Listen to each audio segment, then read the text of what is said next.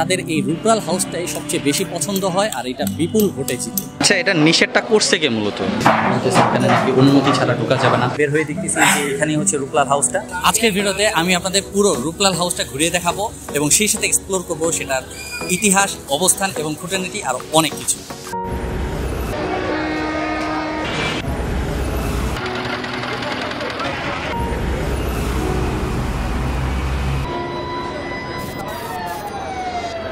Launch terminal সামনে যে রোডটা, সেই রোডটা দিয়ে আগালাম, তো আমরা ভাবছি যে এটা দিয়ে হাঁটা যাবে, কিন্তু দেখা গেছে যে এখান থেকে মূলত ফরাসগঞ্জের যে রোড, এটা দিয়ে মূলত আগানো যাবে না। তো এখন আবার আমাদের এই যে উল্টা যেতে হবে। আমার পিছনে যে দেখতেছেন ফরাসগঞ্জ বাজার, তার সামনে হচ্ছে নদী, এই যে সামনে হচ্ছে আমার এই যে পিছনে হচ্ছে নদী, কিন্তু এখান দিয়ে যাওয়া যাবে না। আমাদের সামনে যেতে হলে এখন এই বাজারের মধ্য দিয়ে যেতে হবে। তারপর আমরা বাজারে ঢুকলাম, বাজারের অলিগলি মারিয়ে আমরা রুপ্রাল হাউসের সামনে গিয়ে পৌঁছালাম। রুপ্রাল হাউসের মূল ভিডিও দেখার আগে চলুন আমরা তার কিছু ইতিহাস সম্পর্কে জেনে আসি। রুপ্রাল হাউসটা মূলত আর্মেনিয়ান এক ব্যবসায়ী ছিল, আরাতুন নামের এক লোকের। 1840 সালে দুই ভাই রূপলাল দাস আর হচ্ছে রঘুনাথ দাস, তারা হচ্ছে ওই আর্মেনিয়ান ওই ব্যবসায়ীর কাছ থেকে একটা পুরাতন বাড়ি কিনে দেন তারা হচ্ছে এই রুপ্রাল হাউসটা তৈরি করে। আর মজার একটা ইন্টারেস্টিং বিষয় হচ্ছে কলকাতার যে ভিক্টোরিয়া মেমোরিয়াল আছে সেটার সাথে রুপ্রাল হাউসের একটা অন্যরকম মিল আছে, কারণ এই দুটোটাই ভবনেই ইংল্যান্ডের রানী ভিক্টোরিয়ার থাকার কথা ছিল। যদিও কলকাতার ভিক্টোরিয়া মেমোরিয়াল সেটা বানানোই হয়েছে মূলত রানীর জন্য, কিন্তু ঢাকাতে আসলে নতুন করে কোনো কিছু বানানো হয় নাই। তখনকার ঢাকায় ফ্যান্সি কোনো বাড়ি যদি থাকে তাহলে ছিলই দুইটা বাড়ি, এক হচ্ছে রুপ্রাল হাউস আর একটা ছিল আহসান মঞ্জিল। তো তখন একটা কনফিউশন তৈরি হয় যে কোন বাড়িতে রানী ভিক্টোরিয়া থাকবে। তো তখন কিছু ব্রিটিশ আসে, দেন তারা হচ্ছে একটা জায়গায় এক্সপ্লোর করে ঘোরার পর তাদের এই রুপ্রাল হাউসটাই সবচেয়ে বেশি পছন্দ হয় আর এটা বিপুল ভোটে জিতে। পরে বাজারের মধ্য থেকে যখন আমরা বের হলাম, বের হয়ে দেখতেছি যে এখানেই হচ্ছে রুপ্রাল হাউসটা। চলেন এটা ভিতরে এখন ঘুরে দেখি। এখন হচ্ছে আমরা রুপ্রাল হাউসের ঠিক সামনে। একটু কনফিউশনে ছিলাম যে প্রথমে এখানে জামাল হাউস লেখা ছিল, যার কারণে আমরা চিনতেছিলাম না। আবার ওই পাশের যে ভবনটা ওইটা হচ্ছে নূরজাহান লেখা ছিল। মূলত এটার নিয়ে একটা স্টোরি আছে, এটা আমরা ইনশাল্লাহ পরে বলবো। এখানে আসার পর সর্বপ্রথম যে শকড হলাম সেটা হচ্ছে এখানে নাকি অনুমতি ছাড়া ঢোকা যাবে না, অথচ আমরা দেখছি যে এর ছাদের উপর অনেক ছেলেরা বসে আড্ডা দিতেছে। আচ্ছা, এটা নিষেধটা করছে কে মূলত? না, তাহলে উপরে দেখা গেল, উপরে তো দেখলাম অনেকে গেছে। তারা কাদের পোলাপান আমি জানি না, এটা তারা কতটুকু নিয়মের মধ্যে বলতেছে। তারপর আমি চেষ্টা করব এটার ভিতরে ঢুকে আপনাদের ঘুরিয়ে ঘুরে দেখাবো। এখানে একজন থাকে বাসিন্দা, তার সাপোর্টে আমরা এখানে ঢুকতে পারতেছি। তো এই জন্য অনেক হ্যাপি, প্রথমে এসব অনেক শকড হয়েছিলাম। তো এখন ভিতরে যাই এবং এক্সপ্লোর করি ভিতরের জায়গাটা।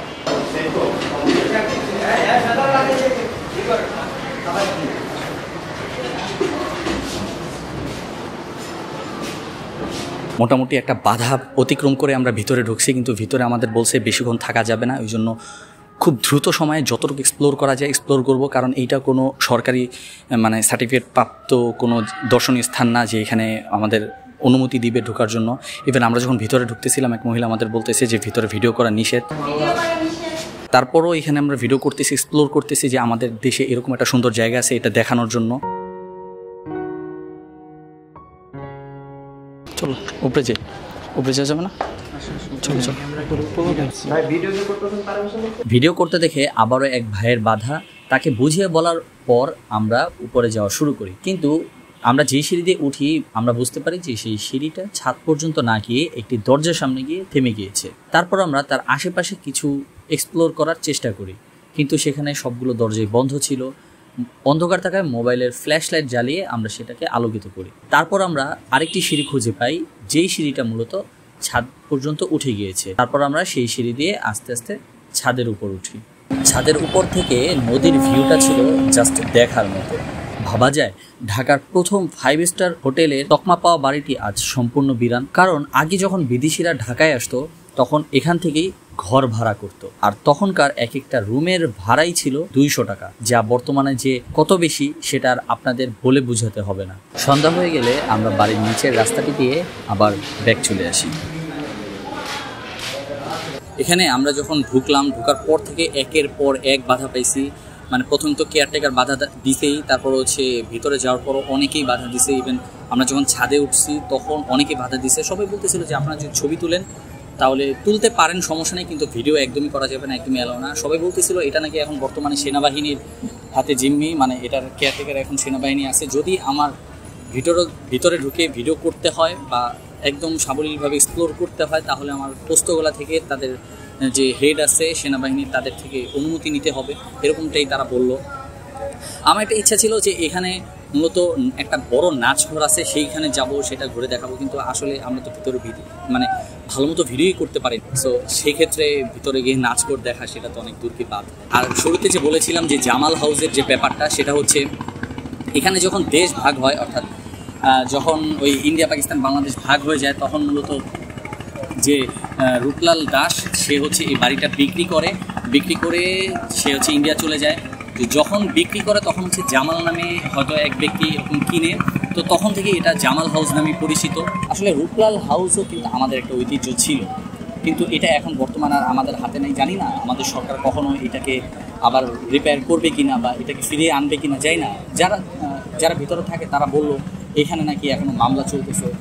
ইভেন আপনারা আমার এই ভিডিও বাদে রূপলাল হাউস সম্পর্কে কিন্তু ইউটিউবে আরও অনেক ভিডিও পেয়ে যাবেন। দেখবে সেখানে অনেকে সাবলীলভাবে ঢুকতেছে, ভিতরে ব্লগ করতেছে, ভিডিও করতেছে, তাদেরকে বাধা দিতেছে না। দেখবেন তাদের সেই সব ভিডিও আমাদের থেকে অনেক আগে। সো 2024 সালে এসে হয়তো এইখানে অনেক কিছু চলতেছে ভিতরে, যার কারণে আমাদেরকে সেভাবে ফ্রিলি ভিডিও করতে দেয়নি। সো আমি যেভাবে চেয়েছিলাম আপনাদের দেখাতে, সেভাবে দেখাতে পারিনি। আর আপনারা যদি এরকম সুন্দর সুন্দর আরও ভিডিও দেখতে চান তাহলে অবশ্যই চ্যানেলটা সাবস্ক্রাইব করে রাখবেন। যদি ফেসবুক থেকে দেখেন তাহলে ফলো করে রাখবেন, কারণ আমি হচ্ছে বাংলাদেশের সব জায়গায় ঘুরিয়ে এরকম আন্ডাররেটেড যেসব জায়গা আছে সেগুলো তো আপনাদের দেখাবোই, সাথে যেসব ফেমাস আছে সেগুলোও দেখাবো। ভালো থাকবেন, আল্লাহ হাফেজ, আসসালামু আলাইকুম।